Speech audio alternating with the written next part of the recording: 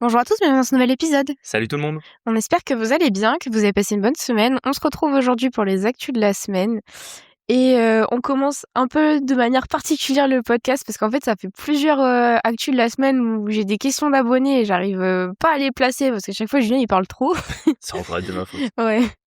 Du coup, voilà, je tenais à répondre à cette question d'abonnés parce que ça fait un moment qu'on l'a pas eu. Enfin, qu'on n'a pas répondu aux questions d'abonnés. Et c'est souvent une question qui revient souvent. Donc en plus, vous êtes de plus en plus nombreux à nous suivre sur le podcast.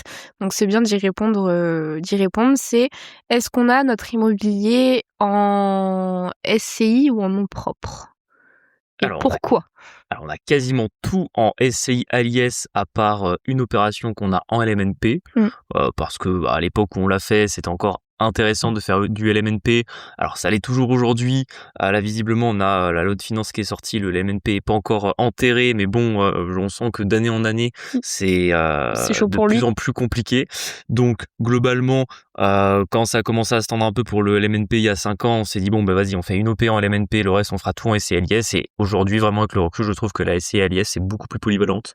Après, le bien se prêtait à un LMNP parce que c'est un immeuble de rapport avec des petites surfaces et Et il était déjà meublé. il était déjà meublé. Et il faut dire aussi que en vrai, ce bien-là, il nous a permis de mettre quand même pas mal d'argent de côté parce qu'on a un excellent cash flow dessus. Merci le taux à 1%.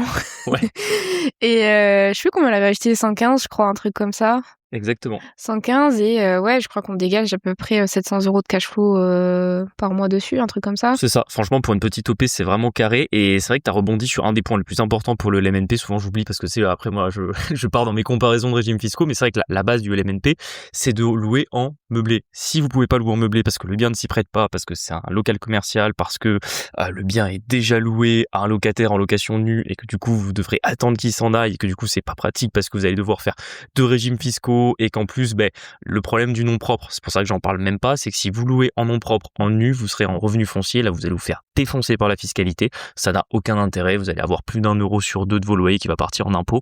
C'est pour ça que moi le seul choix qui se fait, c'est est-ce que vous faites du meublé en LMNP ou de la SCI LIS. La réalité, c'est que la SCI LIS, aujourd'hui, par exemple, avec les investisseurs avec qui on travaille, je la recommande dans 80% des cas à peu près.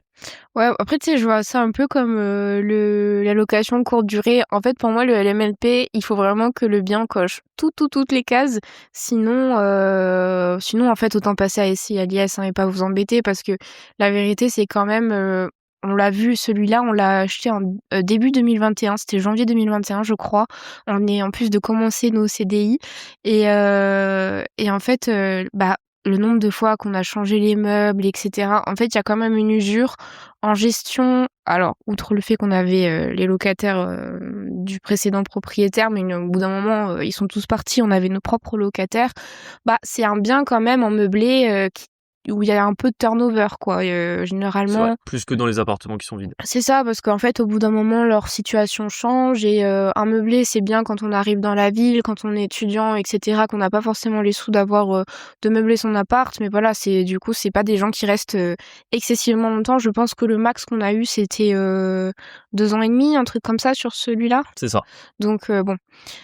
Souvent, c'est les profils qu'on a. En plus, c'est jeunes actifs ou étudiants parce que c'est à côté d'un lycée. Donc voilà. LMNP, faut prendre en compte qu'il y a quand même de la gestion, je trouve, qu'il n'y a pas dans un logement nu, pour moi. Et du coup, je fais une comparaison avec la location courte durée, c'est que, pareil, la courte durée, alors ok, les rentas font rêver un peu sur les réseaux, mais la vérité, c'est que c'est du temps, hein, c'est du temps, c'est de la gestion. Nous, on en fait un là, pour ceux qui suivent un peu, on transforme un local spa en Airbnb, mais parce qu'en fait, il coche vraiment toutes les cases, qui est principalement qu'il soit pas mis en habitation. Nous, c'est un local commercial, donc en fait, on peut encaisser autant qu'on veut de loyer. Airbnb, ça ne change rien. Et même si la réglementation dans la ville évolue pour ne rien nous dire, vu que c'est pas de l'habitation, donc on ne retire pas des logements, c'est un bien qui ne se prête pas à être un appartement. Voilà, Parce que c'est ça. justement, c'est un local commercial et puis il manque de fenêtres, tout simplement, pour être un appartement où quelqu'un vivrait à l'année. Et en plus, là, le double avantage, c'est que comme c'est un local commercial, on fait 2 apparts dans le même. C'est ça, et puis on peut faire un appart à concept, vu qu'il y a le spa, etc. Donc voilà, lui, visiblement, l'univers voulait qu'on l'exploite en Airbnb, mais sinon, on n'y va jamais en Airbnb, hein. Franchement, c'est pas un truc qu'on favorise, donc c'est ce que enfin, dans votre choix aussi, prenez en compte que le LMNP, voilà, il y a un peu plus de gestion locative. En tout cas, de notre expérience, c'est ce qu'il en ressort. Donc voilà, et SCI à l'IS, pourquoi? Parce que vous payez pas de fiscalité pendant un petit moment. Bon, Ouais, c'est tout le à fait, plus gros avantage. Pareil, pour ceux qui bipent un peu la compta, en fait, vous pouvez passer les charges mixtes. Ça, c'est le premier level d'optimisation, je trouve, de la SCI à l'IS. Et après, quand vous êtes un peu rodé, que vous avez plusieurs SCI, etc., vous faites une holding. Et là, dès que vous avez la holding, c'est pumpé up. Donc avant de payer, alors vous allez payer un peu d'IS, je dis pas. Sauf si vous, et dans le cas aussi où vous arrêtez d'investir. Parce que là aussi, nous, nos SCI, elles payent pas d'IS parce qu'en fait, pendant longtemps, on les a, en fait, on a réinvesti tout le temps. Et du coup, on a un déficit reportable qui est gigantesque. Rien qu'avec les frais d'acquisition. C'est ça, avec les frais d'acquisition du coup qu'on passe en charge, et alors qu'on a de la trésor sur les comptes. Enfin, du coup, c'est comptablement, voilà, comptablement on a un résultat négatif et pourtant on a de la trésorerie sur les comptes. Et du coup, quand c'est comme ça, vous pouvez largement optimiser. Donc avant qu'on paye de l'IS, je suppose en plus qu'on réinvestira pour leur recréer du déficit encore. Et les charges mixtes. Pour moi, c'est vraiment les meilleurs avantages de la SCI à l'IS. Et ce que disait Julien, c'est que vous pouvez mettre tout et n'importe quoi dans votre SCI. Enfin, du coup, tous les types de Tout et biens. n'importe quoi, oui, tout et n'importe quoi en termes d'immobilier. C'est vrai que ça, c'est souvent une question qu'on me pose. Est-ce que je peux mélanger du local commercial et de l'habitation dans une SCI? Bien sûr que oui. Vous pouvez mettre des terrains agricoles, vous pouvez mettre des caves, vous pouvez mettre un château, vraiment mettre ce que vous voulez. Tant que c'est de l'immobilier dans votre SCI, ça posera pas de problème. Voilà. J'en profite, ça fait souvent une question annexe qu'on me pose aussi. Est-ce que c'est intéressant dans une SCI de faire genre des placements financiers, de faire des contrats de capitalisation, ce genre de choses? Bon, en général, je le déconseille parce que c'est souvent beaucoup de paperasse, beaucoup d'administratifs. En plus, en fonction de votre objet social sur la SCI, en théorie, vous pouvez, mais bon, voilà, il faut quand même que vous gardiez une prépondérance de l'immobilier. De manière générale, je préfère vous dire, tant que vous avez du compte courant d'associé, récupérez le cash du compte de la SCI pour le réinvestir en nom propre sur des actifs financiers si vous le voulez, et à long terme, voyez plutôt d'avoir une holding et de faire les placements financiers sur la holding plutôt que dans les SCI. Et du coup, ça c'est une question aussi qui vient souvent avec. Pourquoi une SCI et pas une SAS? Mais je pense qu'on a répondu il y a pas si longtemps. Mais parce que c'est ça souvent le pair, c'est des questions qui vont ensemble. Pour la banque. Principalement. Parce que c'est vrai que dans les faits, en soi, votre SAS, vous pourriez tout à fait acheter de l'immobilier et lui donner une vocation patrimoniale immobilière. C'est pas d'un point de vue juridique que ça pose problème. C'est plus au niveau de la banque.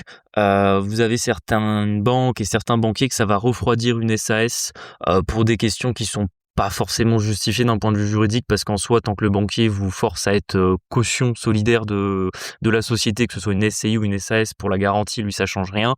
Mais c'est vrai que de manière générale, une SAS c'est quand même une société à responsabilité limitée. Donc qui dit responsabilité limitée dit forcément moins de garantie pour les créanciers, et pour, on va dire, pas trop se casser la tête, et aussi des fois parce que leurs services juridiques n'ont pas prévu ce scénario-là dans les rédactions de leurs offres de prêt. Des fois, tout simplement, le banquier va vous dire, si c'est une SAS qui achète le bien immobilier, on ne finance pas. Ou alors, ça va aussi les encourager à vraiment vous faire des conditions de professionnels, c'est-à-dire que quand vous avez une SCI, même si elle a l'IS, le banquier peut encore dire, voilà, on considère que c'est un investissement patrimonial, on vous fait du 20 ans et un taux équivalent à ce que vous auriez si vous achetiez en nom propre. Si vous achetez en SAS, des fois, vous pouvez aussi avoir des banquiers qui vont vous dire, là, pour le coup, vous achetez en SAS, on vous fait un taux professionnel qui sera souvent plus cher de un demi-point à peu près, et on vous fait aussi des conditions en termes de durée qui sont celles des prêts pro. C'est un peu peur, la durée du prêt pro, c'est 7 ans, non? Alors, du 7 ans, oui, ça c'est vraiment sur du matériel type, je sais pas moi, des machines, outils, des véhicules, des trucs comme ça, mais globalement, du prêt pro sur de l'immobilier dans une SAS, ça va être sur du 12 ans, voire du 15 ans. En tout cas, ça va être sur des durées qui seront trop courtes par rapport à votre objectif de cash flow et à ce que vous pourriez avoir en SCI.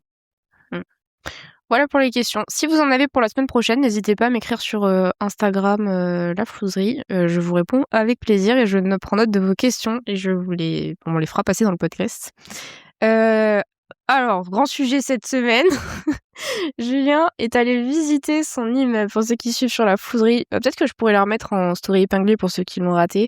T'es allé visiter une ruine, encore. Ouais, encore un beau bâtiment bien pourri, dans un état catastrophique. Je pense que le mien n'avait pas été habité depuis au moins 20 ans vu l'état. D'ailleurs, au dernier étage, c'était un pigeonnier. Il y avait de la fiente de pigeons partout parce qu'il y avait une des fenêtres qui était cassée. Du coup, les pigeons venaient visiblement là pour se mettre au chaud. Bref, encore une fois, on vous parle souvent de la force du réseau off-market, et là c'est effectivement via du off-market qu'on a eu cette opportunité sur cet immeuble avec un marchand de biens / maître d'œuvre qu'on connaît déjà depuis quelques années en plus, qui nous a proposé ce projet. C'est dans une ville où on a déjà 2 immeubles, donc pour le coup on est dans un marché qu'on connaît très bien, on sait très bien la demande locative qu'il y a, combien ça se loue, les avantages et les faiblesses d'investir dans cette ville-là. C'est une ville qu'on aime bien parce qu'en fait elle est pas si grande, c'est une commune de 10 000 habitants à peu près, mais qui est bien placée à côté d'une autoroute, qui est à peu près à 30-40 minutes de Montpellier, donc c'est plutôt bien placé parce que on va dire que quelqu'un qui travaille à Montpellier, peut-être pas tous les jours, mais 1 ou 2 jours par semaine pourrait habiter dans cette ville-là. Il y a quand même une petite activité économique dans la ville, il y a un hôpital par exemple. Donc entre guillemets ça prouve quand même que c'est pas au milieu de rien, et globalement c'est tout simplement aussi notre retour. Le premier immeuble qu'on a acheté là-bas c'était en 2021, on en avait racheté un autre en 2022 et c'est parmi nos immeubles préférés parce que c'est ceux sur lesquels on a le moins de problèmes, ou en tout cas on a pour l'instant toujours eu des bonnes relations avec les locataires et plus ou moins des bons profils, enfin en tout cas des profils qui répondaient à notre cahier des charges. Donc c'est pour ça que on avait déjà fait une visite sur un autre immeuble au mois de décembre, on en avait parlé dans le podcast je crois, pour justement se poser la question de reprendre un immeuble à rénover intégralement, et on n'avait pas donné suite à la visite qu'on avait faite parce que l'immeuble ne s'y prêtait pas, et là pour le coup l'immeuble s'y prête beaucoup plus, tout simplement parce que déjà vous avez 2 grands garages, donc un garage qui fait 31 mètres carrés et vous en avez un autre qui fait 27 mètres carrés avec 2 entrées, donc potentiellement que vous pouvez séparer en 2 avec un mur de briquettes, ce qui permet de potentiellement louer 3 espaces de stockage. Donc déjà rien que là vous avez environ 300-350 euros par mois à aller chercher au niveau de la location des stockages, donc ça déjà c'est top parce qu'en fait nous on aime bien et on sait en plus parce qu'on a une cave, c'est dans cette ville là où on a la fameuse cave où je vous avais raconté que le dernier locataire qui a libéré la cave, il y a 3 personnes qui ont réussi à avoir mon numéro pour m'appeler en me disant qu'ils voulaient louer la cave. J'avais même hésité à augmenter le prix parce que je me suis dit c'est pas possible que j'ai autant de demandes pour une cave alors j'avais même pas mis d'annonce, et du coup je sais que typiquement le stockage ça intéresse énormément dans cette commune. Et ensuite le reste de l'immeuble globalement c'est un immeuble en R+4 où on peut faire un appartement par étage. Il y a juste le premier étage qui est un peu plus grand que les autres où là on peut faire un T3 de 55-60 mètres carrés à peu près. Et sur les 3 autres étages pardon, ce serait des T2 d'une trentaine, enfin de 33-35 mètres carrés à peu près. Donc en vrai des surfaces plutôt pas mal, avec à chaque fois 2 voire 3 menuiseries pour les T2, donc plutôt lumineux, même une ou deux, enfin 2 menuiseries de plus pour le T3, donc en vrai en termes de luminosité c'est pas mal. Il n'y a pas d'immeuble juste en face, c'est-à-dire qu'en fait l'immeuble il donne sur une rivière qui passe au milieu de la commune, donc en vrai c'est plutôt joli, c'est assez sympa. On ferait des travaux, là pour le coup c'est la rénovation complète, c'est-à-dire le bâti est sain, donc il y a pas de risque d'effondrement des planchers, les planchers sont sains, pareil la charpente est saine également, et on ferait une rénovation complète, c'est-à-dire on remet tout à neuf, donc isolation complète, plancher, toiture, mur, isolation entre les appartes. On a une belle hauteur sous plafond parce qu'on arrive à mettre les faux plafonds à peu près à 2,40 m dans tous les appartements, donc ça c'est plutôt pas mal aussi. Et on leur remet tout à neuf, hein, donc salle de bain neuf, on refait toute la plomberie de zéro, toutes les VMC de zéro, on refait toutes les lecs, enfin bref, c'est vraiment un gros chantier. Moi, ça me chauffe pas mal. Marie, un petit peu moins, parce qu'elle me dit, oh, on a toujours trop de boulot, on a toujours trop de trucs à faire. C'est vrai. Mais c'est aussi notre souhait. Après, vous le savez, le projet de l'hôtel qui s'était un petit peu moins bien passé. C'était un peu aussi notre souhait de refaire une opération comme celle-là qu'on maîtriserait mieux, parce que déjà, elle est beaucoup plus proche de chez nous. On est en 30 minutes en voiture. Donc, ça permet d'y aller chaque semaine pour suivre un petit peu le chantier. Peut-être le seul truc qui me refroidit un tout petit peu, mais d'un autre côté, si on continue l'immobilier, on savait qu'un jour ou l'autre, il faudrait s'y refrotter. Et là, du coup, on a des nouvelles connaissances et un retour d'expérience pour mieux appréhender ça, c'est Enedis. Parce qu'on va devoir ajouter Moi, c'est un des trucs qui vraiment me déchauffe, c'est qu'on rajoute des compteurs et en fait, c'est une mafia en Enedis. Il y a personne avec qui ça se passe correctement, et sur le chantier de l'hôtel, bon, il y a les personnes qui ont fait la maîtrise d'œuvre, ont leur tort, mais il y a aussi le fait qu'on est tombé vraiment sur une équipe nulle d'Enedis. Ils ont mis 1 an et demi à nous poser les compteurs. Enfin, moi, c'est vraiment ce qui me refroidit le plus, parce qu'en attendant, on a dû commencer à payer le prêt, etc. Enfin, vraiment, ça a été une galère. Donc, moi, c'est le seul truc, c'est un des trucs principaux qui me déchauffe. Moi, le seul truc qui me rassure un petit peu sur le projet, c'est que la DP a déjà été posée depuis cet été. Donc, entre guillemets, au niveau des autorisations d'urbanisme, on est bon, parce qu'en plus, c'était un bien qui appartenait à la mairie, qui a été vendu au marchand de biens qui nous a proposé l'opération. C'est fou que l'État français détienne comme ça des biens. En fait, il y a une crise de l'immobilier et l'État français obèse détient des biens comme ça qui réhabilitent pas pendant je sais pas combien de temps. Bah, c'est ça, c'est que là, typiquement, t'as 4-5 apparts potentiels à pouvoir faire dans le projet. Et l'État, visiblement, c'est pas trop pressé pour le vendre. Parce que ça, apparemment, ça a pris des années. Hein. C'est un bien qui récupère. C'est quand il y a des successions, il n'y a pas d'héritier. Oui, j'ai bien compris, mais en fait, il faut le revendre de suite. Je comprends pas qu'on garde dans les stocks. Attends, tu On vas garde pas dans les stocks comme ça. vas quand même pas demander aux fonctionnaires d'être actifs sur les biens immobiliers des Français qu'ils ont Non, c'est allègrement bizarre, récupérés à leur mort, quand même, Marie. Voyons, ça va pas la tête. Et du coup, oui, Enedis c'est déjà passé. Et visiblement a dit que bon, le chantier posait pas problème. Après, bon, nous, c'est un peu la même chose qu'on nous avait dit sur le projet de l'hôtel à l'époque. Ça devait être simple. Bon, voilà, on va creuser un petit peu la question du côté d'Enedis. En tout cas, en termes de chiffres, le projet est pas mal du tout puisqu'on achèterait l'immeuble pour 88 000 euros. On aurait environ entre 130 et 140 000 euros de travaux. Donc, globalement, un peu moins de 1000 euros du mètre carré. Et ça nous permettrait de sortir une rentabilité autour de 13%. Donc franchement, c'est pas mal. Et en plus, en fourchette des loyers moyennes, ça c'est aussi une question qu'on me pose souvent. Et c'est intéressant d'en parler, c'est la projection sur la rentabilité, le cash flow. Comment moi exactement je calcule ma rentabilité? C'est toujours le même. Je prends mon coût d'acquisition, donc combien j'achète le bien, plus les travaux, je divise par mes loyers annuels.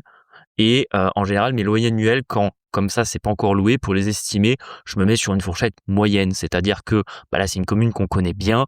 Je sais combien se loue un appart refait à neuf, en fourchette haute, en fourchette basse. Je me mets ni sur la fourchette haute, ni sur la fourchette basse. Je me mets au milieu, ce qui fait que là, sur mes calculs, j'arrive à sortir une renta de 13%. Donc, c'est la renta brute, hein, bien évidemment. Mais globalement, en moyenne basse, si on devait les louer un tout petit peu moins cher, imaginons, je sais pas, moi, le chantier se finit au mois de février, on n'a pas trop de demandes, bah, on les louerait, on serait à 12,5 de renta à peu près. Et si on est en plein été au moment où on les met à la location, globalement, on peut aller chercher du 13,5. Donc voilà, globalement, on a un point de marge à peu près sur comment je calcule mes rentabilités là-dessus. En termes de loyer, le T3 il se louerait autour de 650 euros par mois et les T2 entre 490 et 530 à peu près. Donc franchement, ouais, ça fait une bonne renta. Je sais plus exactement, j'ai plus le tableau Excel sous les yeux, vous me pardonnerez, mais globalement, on faisait 2300 de loyer, je crois, pour une opération à 220 000, quelque chose comme ça. Sachant qu'on aurait peu de frais de notaire, puisqu'on paye uniquement des frais de notaire sur 88 000, donc on aurait 8 000 euros de frais de notaire. Après, c'est ce que je te disais, moi, là où bon, on va voir, hein. Moi, là où, ce qui me rassure un peu, c'est que maintenant, on a une sacrée expérience dans le fait de rénover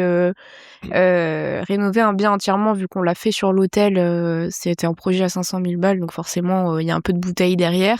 Il y a beaucoup de choses qu'on refera différemment. Et bon, maintenant, ok, Enedis, en fait, c'est pas le fait de la faisabilité, c'est juste en fait que l'État français est long et en fait, je trouve que ça m'arrache un peu la gueule d'attendre après eux en fait, parce qu'ils sont pas réactifs. Mais bon, d'un autre côté, c'est à côté de chez nous, il y a voilà tous les inconvénients. C'est une commune qu'on connaît. Voilà, l'inconvénient de l'hôtel, c'est qu'en fait, c'est le plus gros inconvénient en tout cas de l'hôtel, c'est loin. C'est qu'il est à 4h30 de route en fait. Vraiment, c'est surtout ça qui pose problème parce qu'il serait à côté. Franchement, il y a, je pense, 80% de nos problèmes qui s'en vont. Exactement. Et c'est pour ça que c'est. Vas-y, excuse-moi, termine ce que tu disais. Oui, donc du coup, c'est, enfin, dans un sens sur le papier, il y a rien qui pourrait montrer enfin, qu'il y a un souci ou quoi, sachant que bah du coup l'hôtel, on espère s'en séparer cette année. Et il faut bien remplacer en fait les loyers de l'hôtel. Donc voilà. C'est mon avis un peu là-dessus. Et moi, je disais simplement que ça rebondit sur un point que je donne souvent, que je conseille à tous les investisseurs qui débutent, c'est prenez vos opérations immobilières et surtout votre première opération immobilière pas trop loin de chez vous. C'est pas obligé de la prendre à 20 minutes, hein, mais on va dire jusqu'à 1 heure et demie. Allez, si vous êtes en région parisienne, des fois vous devrez aller à 2 heures, mais voilà, pour moi c'est un peu le maximum où on peut aller parce qu'effectivement, quand vous commencez à partir sur des 3 heures, 4 heures, voire 5 heures de route, j'ai déjà connu des investisseurs qui avaient comme ça des biens à l'autre bout de la France. Franchement compliqué à gérer. En fait, tant que tout va bien, Ouais, quand oui, ça sur va, le ça papier, va, ça va, mais mais quand, comme nous, visiblement, vous tombez un petit peu sur un os et qu'il y a des choses qui vont de travers, entre guillemets, c'est là où vous payez le fait d'avoir fait une opération qui aurait été loin, alors qu'au final, tous les problèmes qu'on a à l'hôtel, si c'était à 15 minutes de chez non, nous, vraiment, entre guillemets, on je pourrait y être 3 fois par jour et je ça serait pense beaucoup plus que simple. voilà, je pense que vraiment, il y a quasiment tous nos problèmes qui s'en vont si c'était à côté, l'hôtel. Alors, tous les problèmes ne s'en vont pas, mais c'est plus facilement gérable. Ouais, largement plus gérable. Enfin, ce serait moins chiant, quoi. J'en profite pour en reparler s'il y en a certains d'entre vous qui sont intéressés de démarrer l'investissement immobilier, qui justement se posent des questions, ne savent pas par où commencer, ont peur de ne pas trouver de biens rentables, peut-être sont déjà dans les recherches, ne savent pas comment les identifier, sur quel type de bien partir, un appartement, un immeuble, un local commercial, qui peut-être ont peur de ne pas être finançables, qui ont peur d'aller voir la banque ou peut-être sont allés voir la banque, ont eu un retour négatif, mais se disent quand même que ça vaut le coup de pas lâcher parce que peut-être qu'ils y sont pas allés avec toutes les connaissances pour obtenir le oui du banquier. N'hésitez pas à cliquer sur le lien en bio, à réserver un call avec moi et on pourrait éventuellement voir ce qu'on peut faire. Je pourrais déjà vous dire si vous êtes finançable, si vous pouvez trouver un bien, dans quel budget, sur quel type d'opération et voir éventuellement si on peut travailler ensemble et si vous avez envie d'avoir justement quelqu'un, un coach qui a de l'expérience, qui aujourd'hui déjà accompagné plus de 40 investisseurs dans la dernière année. N'hésitez pas et on pourra voir ce qu'on fait ensemble. J'en profite également pour ceux qui ont déjà de l'immobilier, qui ont déjà fait des opérations en habitation et qui se posent des questions sur l'immobilier commercial. Vous savez, nous, on aime bien ça et dans le podcast, on en a plus que parlé en Ouais. long, en large et en travers. On a fait plus de la moitié de nos opérations là-dessus.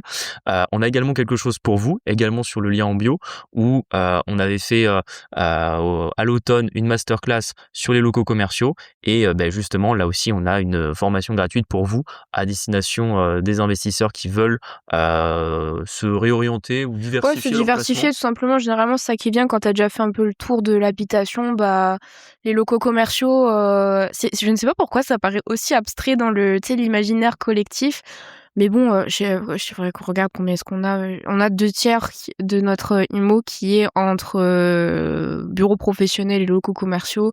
Et du coup, nous, on s'est déjà frotté à pas mal de trucs, notamment les mairies, l'urbanisme, Les activités à éviter, à le bail recommander. commercial, etc.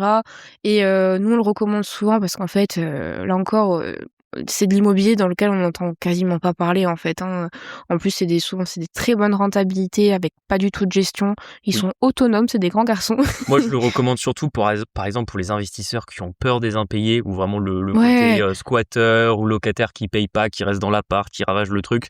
Là où ça fait peur, honnêtement, à ce moment-là, faites de l'immobilier commercial parce que vous dormirez beaucoup mieux dans le sens où en fait le mec ne vit pas dedans. Donc quand son business n'est pas rentable, il vous rend les clés, vous négociez, vous nous arrivez à négocier, vous retrouvez un autre preneur. Si jamais c'est un petit peu abîmé, il y a des problématiques de travaux, c'est lui qui s'en occupe. Donc c'est pour ça que en termes de charge mentale, c'est beaucoup moins important que l'immobilier d'habitation. C'est ça. News de cette semaine, merci Limo, du coup, on a récupéré une nouvelle voiture. Je crois qu'on en a parlé la semaine dernière, il me semble, de Tesla. Du coup, on l'a récupérée ce week-end. Quelle grâce, mon Dieu. Oh, faut savoir que nous, on est endettés à plus de 2,2 millions de crédit pour notre IMO et en fait, on roule en Volkswagen. Alors, je dis pas que c'est pas bien Volkswagen, mais c'est vrai on change jamais nos voitures. Non, mais C'est les mêmes depuis genre 7 ans et c'est surtout qu'on les a poncés en fait. Avec l'IMO, on les a poncés de chez poncés. C'est surtout que les Volkswagen, c'est très bien. Non, en fait, t'as mal décrit nos voitures. On a une Polo et une Golf. C'est très bien, c'est des très bons véhicules, sauf qu'ils sont kilométrés comme jamais. Toi, la tienne, elle approche les 200. Moi, j'ai déjà largement dépassé Tu les sais que 260. je lui ai mis 5000 entre fin octobre et là début février. Ah ouais, non, mais c'est normal. Et c'est que entre l'IMO, guillemets. hein, je fais rien Ouais, de fou. Hein. moi, la mienne, quand je l'ai achetée, elle avait 130 000. Maintenant, elle a plus de 260. Donc, j'ai doublé le kilométrage de la voiture. C'est ça. Et enfin, du coup, on s'est dit, à un moment donné, il faut les changer parce que la réalité, c'est que c'est normal. Hein, des voitures kilométrées, on commence à avoir plein de problèmes. On n'a pas le temps, on n'aime pas ça. Je crois que j'en avais peut-être parlé une fois dans un autre épisode. J'aime pas ça, la mécanique. Autant là maintenant, on se chauffe dans les travaux, on augmente nos skills et entre guillemets, il y a beaucoup de trucs qu'on n'a plus peur de faire ou même si on sait pas faire, on apprend, etc. Autant vraiment la mécanique, je veux pas y toucher, ça me gonfle. Je trouve ça intéressant, hein, moi aussi je regarde les vidéos de Brequin pour savoir comment fonctionne un moteur, tu vois. Mais en dehors de savoir comment ça fonctionne, ça m'intéresse pas de savoir le faire moi-même. Et puis j'ai pas le temps. Et puis c'est aussi à un moment donné, quand on voit toutes les activités qu'on fait, on peut pas se permettre d'avoir des véhicules en panne en permanence. On a tout le temps besoin de nos 2 voitures parce qu'on est, on s'était fait un peu une promesse avec Marie qu'on respecte plutôt bien, c'est de ne jamais être ensemble au même endroit quand ça concerne le travail et c'est con mais ça nous fait gagner beaucoup de temps parce qu'en fait, il y a quelques années en arrière, souvent on faisait tout à 2. Alors c'était chouette parce qu'on passait du temps ensemble mais on n'était pas efficace, productif. Du coup, on avait pris la décision que quand ça concernait le boulot, sauf s'il y avait vraiment une utilité à ce qu'on soit à 2, on faisait en sorte que quand il y en a un qui fasse une tâche, il y en a un autre qui fasse une autre mission. Et du coup, on a besoin de 2 voitures qui fonctionnent. Et du coup, pourquoi est-ce qu'on a décidé de passer sur Tesla? Déjà fiscalement, en fait, là encore, je sais pas, peut-être qu'on va nous prendre pour des tarés, mais on essaie de faire le choix Malin. le plus malin, ouais, le plus malin. Bah, déjà, en termes de coût, elle a pas d'entretien, vu que c'est de l'électrique, en fait, il y a pas de contrôle technique, enfin, il y a plein d'avantages à avoir, la Tesla et en plus, on a une borne qui va être installée là dans les 3 semaines qui arrivent en bas. Oui, parce que du coup, effectivement, on en avait parlé, on avait été tester la Tesla, je pense que c'était au mois de mai ou au mois de juin, enfin, c'était il y a plus de 6 mois, et on a galéré à avoir le LOA, effectivement, comme tu dis, on a plus de 2 millions d'euros d'IMO, on a genre, en liquidité, on pouvait payer 4 fois la voiture, tu vois. Et le truc, c'est que on n'arrivait pas à avoir un LOA parce que, en fait, on voulait pas aller voir nos banques traditionnelles qu'on utilise pour de l'immobilier, pour un financement, on va dire, véhicule, parce que je sais pas, je trouve toujours qu'un financement c'est une cartouche en fait et je préfère les garder pour faire des projets IMO comme justement l'éventuel immeuble en plus qui va arriver, sachant qu'on finance déjà 2 biens immobiliers là en ce mois de janvier, enfin ce mois de février pardon. Et du coup on faisait avec le LOA de Tesla qui du coup en plus était censé être avantageux parce qu'ils faisaient des taux tirés à la baisse pour justement qu'ils écoulent les voitures parce qu'ils ont un peu de mal à les vendre ces dernières années. Et on n'arrivait pas à l'avoir, ça a été une vraie galère, on l'a enfin obtenu. Et le plus incroyable dans tout ça, c'est que même moi en tant qu'ancien banquier, je ne sais pas pourquoi ça passait pas. En fait, comme ils ne donnent pas de raison, on avait simplement des refus, mais genre sans contre-proposition, sans rien, parce que je sais pas s'ils nous avaient vraiment demandé, on aurait peut-être pu faire plus d'apports, bref. On ne comprenait pas pourquoi on prenait des noms. Finalement, on s'en sort plutôt bien parce qu'on a réussi à avoir un LOA à 100% avec une mensualité de 460 balles, je crois, un truc Ouais, comme ça. c'est ça. Donc franchement, pour une Tesla neuve, c'est pas mal. Et notre problème principal quand on avait été voir Tesla au printemps dernier, enfin à l'été dernier, c'était qu'on n'avait pas de On borne savait de pas où la recharge à la maison recharger, ouais. et qu'ils vont nous poser des bornes d'ici 2 semaines. Bon, bien évidemment, c'est Enedis, ils ont du retard parce qu'on nous avait dit qu'on devait les avoir pour la fin d'année, je crois, au début janvier, un Ouais, truc ça comme ça. devait être début décembre et bon, ben, on est début février, Mais ils ça y est, interviennent dans un mois, donc ça devrait, non, ah moins non, que le ça. 16, mais ils finissent dans un mois, donc Voilà, moi c'est ça. Bref, ils vont commencer à intervenir là au mois de février, donc finalement tout arrive à point à qui s'attendre, hein, comme dit le dicton, donc c'est plutôt pas mal et ça me permet de rebondir sur autre chose parce que vous qui écoutez sans doute ce podcast avec assiduité, vous dites ah ben ils font toujours ce qu'ils disent effectivement parce que vous avez dit qu'on passerait sur une Tesla puis on n'a plus jamais parlé. C'était pas qu'on avait abandonné le projet, c'est juste que des fois les choses ouais, prennent des du choses temps prennent un peu de temps, et ouais. que là on avait dû se montrer un peu patient. Alors je je ne sais pas, on est quand même une moyenne d'âge assez jeune, hein, sur ce podcast et je sais pas si ça vous a fait sourire, mais monsieur Macron a décidé pour les gens qui fêtent leurs 29 ans, donc les 97 cette année, c'est tout à fait notre cas, C'est nous. de nous envoyer une petite lettre, pour nous rappeler que l'horloge tourne et qu'il serait temps de faire des enfants en France, tu vois? Non mais c'est que ça c'est rare. Je suis estomaquée de ce genre de choses. Je sais pas. Ça, c'est vraiment n'importe quoi parce que je trouve outre le côté intrusif, tu sais, en fait, les gens décident ou pas s'ils Oui, font mais des voilà, enfants. déjà, de quoi de nouvelles. Le bonhomme n'a pas d'enfant et a une femme qui n'est absolument plus en âge d'en avoir. Donc, en fait, Qu'est-il? la différence d'âge qu'il a avec sa femme, il faudrait qu'il l'ait avec une femme plus jeune pour peut-être envisager avoir des gosses, tu vois. Et il vient se permettre de dire aux autres, hop, hop, hop, ça serait pas mal de commencer à faire des gosses pour payer les retraites des futurs boomers, tu vois. C'est Et ça. moi, ce que j'ai envie de lui répondre, bah, y a pas de souci. Moi, je veux bien faire 10 enfants dès que tu divises les retraites par 3, que tu supprimes la moitié des fonctionnaires et que tu fais en sorte que ce pays tourne peut-être un petit peu mieux et soit déjà un peu plus sécuritaire. À ce moment-là, on en discute. Y a pas de souci. Ouais, vraiment encore une fois, bon, c'est juste pour l'anecdote, mais c'est pour vous montrer que ce gouvernement, il est complètement délulu. Qui se sont dit, en fait, déjà, Ouais. à part régaler la poste, qu'est-ce qui va se passer? Moi, enfin, tous ceux qui ont notre âge, ils étaient là en mode, bah, fuck you, tu vois. Non, mais c'est ça. En plus, à quel moment ils pensent que, oh putain, j'ai reçu une lettre de l'État. Bah, Ah, bien c'est sûr, vrai, vas-y, viens, on fait un enfant là tout c'est de vrai. suite. Tu vois, c'est. Faisons un enfant, voilà. Non, bah, je pense que, pour le coup, je pense qu'on est une génération qui conscientise vachement les choses et on se rend tous compte qu'en fait, il y a quand même des conditions pour avoir un enfant et l'élever dans de bonnes conditions. Et que, ben là, accessoirement, c'est quand même compliqué de cocher toutes les cases, tu vois.